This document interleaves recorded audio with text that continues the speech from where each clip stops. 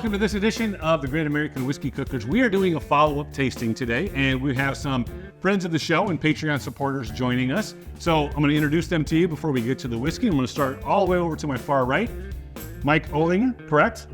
Absolutely. You can call me Mo. Yeah, that's how we normally refer to him, is Mo. And then to my immediate right, Rob Bauer. Yep. And then to my immediate left is Thad King. So what we're going to try today, we were at Driftless Glen several weeks ago, and we're going to try their flagship bourbon. Now, you guys have never had Driftless Glen, No. correct? I've just had just a little sample. That's a sample. So you got lucky to try a little sample of this. So for Mike and for Rob, this is going to be brand new, which is exactly what we're looking for. So Thad, tell me, what kind of proof do you normally gravitate towards? I'm normally on the lower proof side, 80 to about 110, and more on the Canadian and Irish side of things. Okay. Mo? I tend to be lower, 80 to 100. Like things that have a lot of kind of vanilla, a sweeter kind of a light flavor and finish. Okay. And Rob?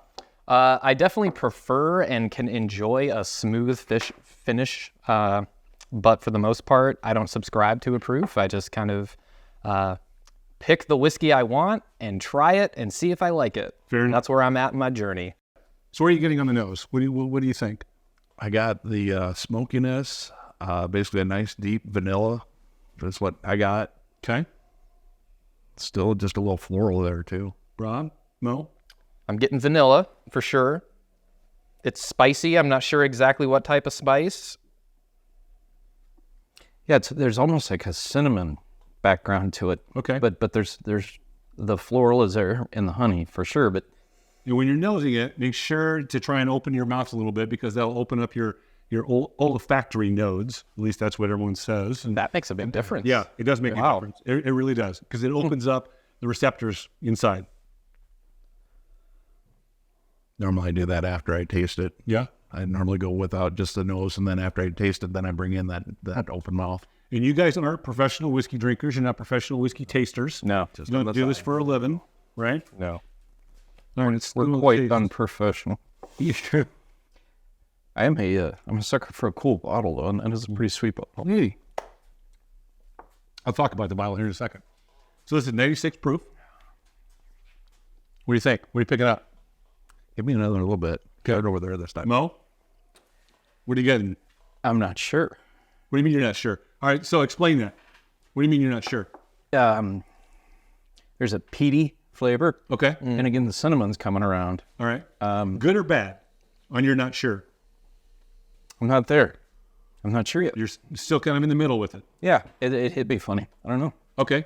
Try it again. I'm not getting that peat on it at all. I'm getting more of a oaky, smoked flavor with a little bit of the spices is what I'm getting. Like a baking spice or something? Like a baking spice. Okay. Yeah. All right, for the noob here, explain peat. Fair question. So Earthy peat flavor is, to me. it's like a moss. It's grown in Scotland, right? And they actually harvest it just like we would harvest hay but they actually cut it and it comes out in bales.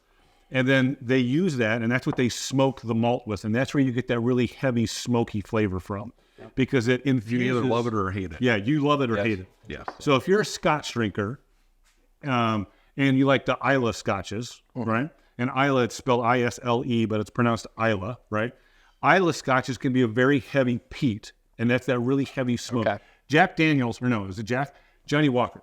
Johnny Walker actually has I think it's called Double Black, which is a very heavy peak. It's almost like chewing a campfire. Once you have it, you know what it is. It's a great analogy. It is. So, you brought up Scotch. I've tried Dewars. I've tried a few others. Right. And, I feel like I'm understanding what peat is. Yep. That's that smoky And I think I campfire. have to agree. Whoever said peat, I do get some of that. Okay. I don't know if it's as, heavy as I would expect from, a Scotch or something like that. But, Oh, I know. there's definitely, I'm picking up something that reminds me of a Scotch I've tried. And see, with me, I'm not a peat drinker. I don't like it at all. I won't say that I hate it. It's not one of those for my palate. That's why you gravitate towards the Irish. Yep, whiskey. I go to the Irish side of things, and I normally will stay away from very heavy peat, and even just light peat, it normally turns me off. And I'm not picking up any of that peat on this. I'm picking up more of that, like that spice, that nice smoke flavor to it, and it's like an earthy flavor, but it's not like a peat. For me, at least. Mo, did you say it was? Yeah, you get that peat? I do. It's an earthy flavor that I get with it. That's very very flat up front. It hits me right away. See, that's really interesting because for me, I'm getting a little bit of citrus on the back end, and I'm also getting some dark cherries, some that dark red fruit flavor is what I'm picking. Yeah, I can see that. Now that I'm having it, Yeah. I can taste that. That could be the confusion with the cinnamon type of a thing between the peat and the possible. cherry. I can see that. And that's the beauty of unique. whiskey. That's the beauty of different palates. You know what I mean? And I put the cork in this, and I never should have put the cork into it. So we had that discussion before we were getting started. The cork is off, so if you want more, you can certainly have more. What's the proof on this, Jeff? 96 proof Okay. is what this is. This is Doesn't drink like that though. No, it really doesn't. It's very light. yeah. It doesn't is light. like it's 96. If I would have given it to you and not told you, you wouldn't know. No, I would have been down about 80. The aroma is heavy, Yeah. and yet the flavor is lighter. Interesting. That's pretty cool. What does it mean that we all have a very different interpretation of this? So that just means everybody's palate's different. But here's the really interesting thing, right? Women have even more receptacles, more taste buds in their mouth. They can pick up flavors that you and I can never pick up.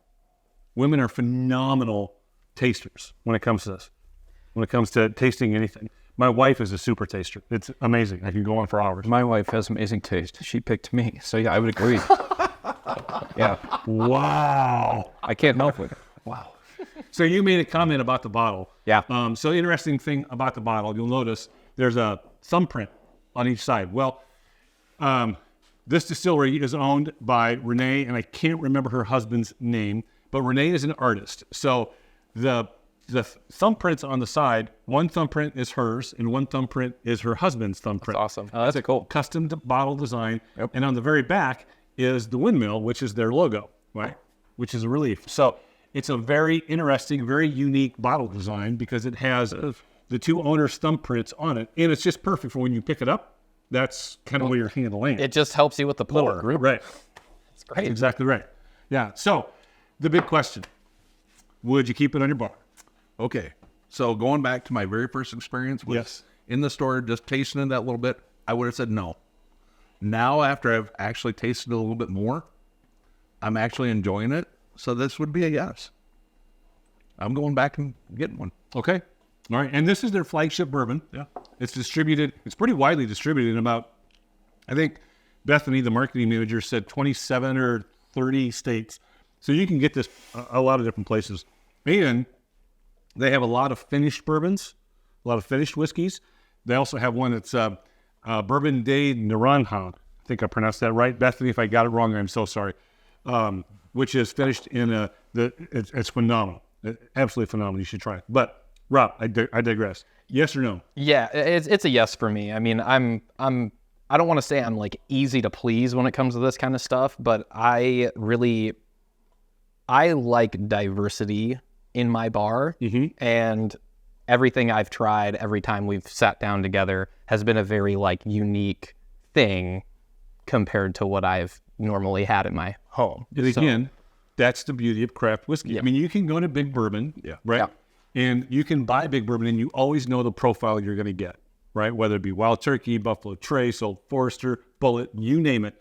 You always know that profile, and they're kind of stuck into those profiles. And that's not a bad thing, right? But if you want some diversity and you're looking to really kind of extend your palate, this is the way to go because you can really, really get some different tastes to it. Mo, yes or no? You know, I think what Thad said, a few episodes ago, he was talking about, I'd pull it out for something unique for a guest.